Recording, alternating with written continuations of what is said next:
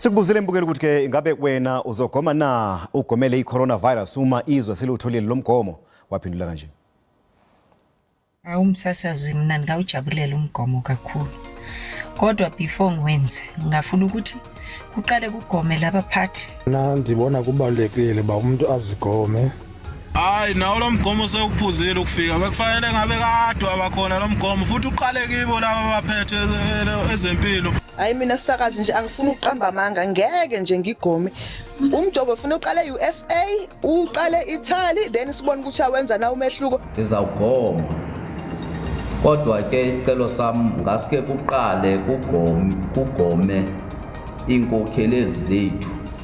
Ngeke ngize ngigoma ngadala ngoba ngizwile kuthiwa le vaccine yakhona kungenzeka kube inabo satanism.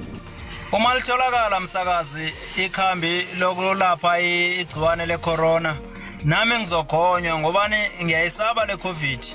Kumele wonke umuntu agome msasazi ngoba lo ukhumbule lidimoni le-corona.